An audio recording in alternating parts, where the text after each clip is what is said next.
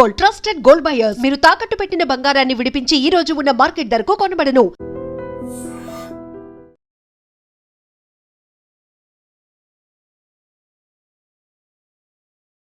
Welcome to ITM news. This is Pawan. ఈ మధ్య కాలంలో యువత రీల్స్ కోసం ఎంతకైనా తెగిస్తున్నారు.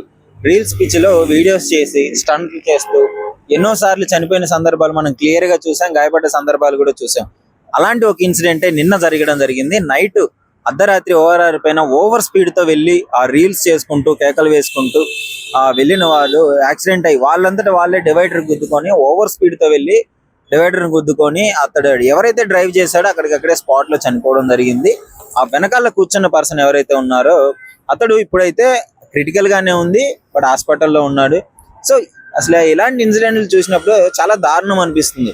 రీల్స్ కోసం ఇష్టం వచ్చినట్టు వీడియోలు చేసుకోవడము, స్టంట్లు చేసుకోవడము చాలా సందర్భాల్లో చూసాం. ఈ బైక్ డ్రైవింగ్ అనే కాదు, ఎన్నో రకాలుగా ప్రాణాలు కోల్పోయిన సంఘటనలు మనం చాలా సోషల్ మీడియాలో విపరీతంగా వైరల్ అవి చూసాం.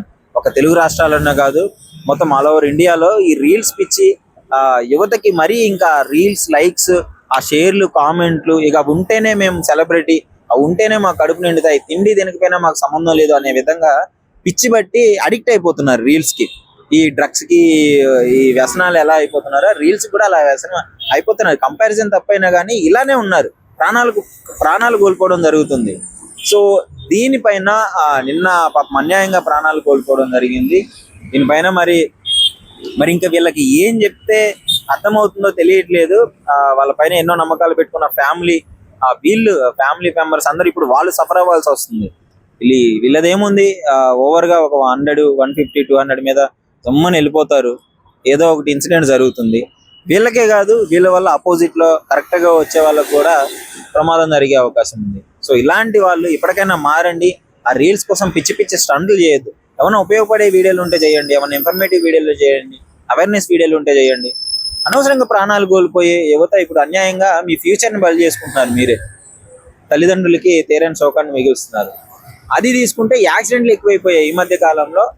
మొన్న రీసెంట్ గా చూశాను, ఓఆర్ఆర్ పైన బండ్లు వేసుకొని ఇష్టం వచ్చినట్లు స్టంట్లు చేసుకోవడము, ఇష్టం వచ్చినట్లు బైక్ ని డ్రైవ్ చేసుకోవడము. ఇంకోటి అంతెందుకు మేడ్చల్లో కూడా యాక్సిడెంట్ జరిగింది, కార్ యాక్సిడెంట్ జరిగింది. కార్ క్రాస్ చేస్తుంటే వచ్చి లారీ వచ్చి కుట్టడం జరిగింది. లారీ గుద్దిన వెంటనే అక్కడికక్కడే స్పాట్ డెడ్. తల్లిదండ్రులు చనిపోయారు, అదేవిధంగా కొడుకు ఎవరైతే ఉన్నారో అతను చనిపోవడం జరిగింది.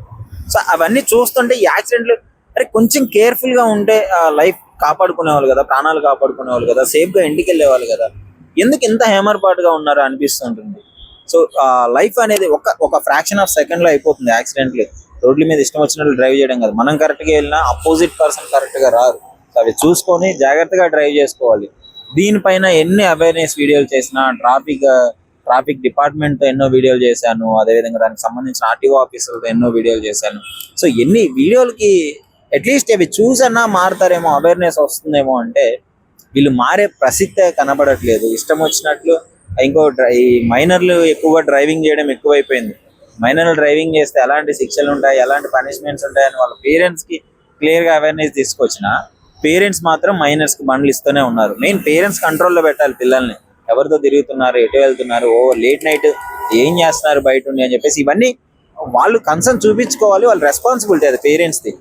వాళ్ళు వస్తారులే అని చెప్పేసి పేరెంట్స్ గాలికి వదిలేయడము, ఇప్పుడు ఏదన్నా జరగకూడడం జరిగితే వాళ్ళు సఫర్ అవ్వడం జరుగుతుంది. సో ఇన్సిడెంట్లు క్లియర్ గా అసలు మీకేమనిపిస్తుంది? మీరు గత కొద్ది రోజుల నుంచి మీరు ఎన్నో చూసుంటారు ఇలాంటి యాక్సిడెంట్లు, ఓవర్ స్పీడ్ తో వెళ్ళి డాష్ ఇచ్చి చనిపోయిన సంఘటనలు ఎన్నో చూసుంటారు. సో యువతకి మీరు ఇచ్చే సందేశం ఏంటి? ముఖ్యంగా కామెంట్ లో పెట్టండి. ఎందుకంటే మారాలి, అట్లీస్ట్ ఒకళ్ళన్నా మారాలి. ఎందుకంటే ఈ విధంగా ఇష్టం వచ్చినట్టు డ్రైవ్ చేసుకొని చనిపోవడం వల్ల వాళ్ళకే కాదు, ఆపోజిట్ పర్సన్స్ కి మా ప్రాబ్లమే. వాళ్ళు చాలా middle class, lower middle class వాళ్ళే ఉంటారు ఎక్కువగా. ఇష్టం వచ్చినట్లు కొత్త బండ్లు ఏడిపించి, పేరెంట్స్ ఏడిపించి కొత్త బండ్లు, కాస్ట్లీ బండ్లు, సూపర్ వెహికల్స్ తీసుకొని ఉంటారు. అవి తీసుకున్న తర్వాత ఇష్టం వచ్చినట్లు రోడ్ల మీద బండ్లు ఇప్పించారు కదా నిమ్మలంగా వెళ్తారా అంటే లేదు. ఆ బండికి ఓవర్ స్పీడ్ ఎంత ఉందో ఆ స్పీడ్ లో కొట్టాలి, అప్పుడు కానీ వాళ్ళకి తనివి తీరదు. సో ఇలాంటి యాక్సిడెంట్స్ జరుగుతుంటాయి. సో వీటిని కొంచెం చాలా దృష్టిలో పెట్టుకొని ప్రికాషన్స్ తీసుకొని జాగ్రత్తగా ఉండండి. మైనర్ వెహికల్స్ ఇవ్వమాకండి. ఒకవేళ ఇచ్చినా సరే, మేజర్లకి ఇచ్చినా సరే వాళ్ళని ఏదో స్పీడ్గా వెళ్ళమని కాదు, వాళ్ళు కూడా సేఫ్టీ మెజర్స్ పాటిస్తూ వెళ్తే బాగుంటుందని చెప్పేసి ముఖ్య ఉద్దేశం.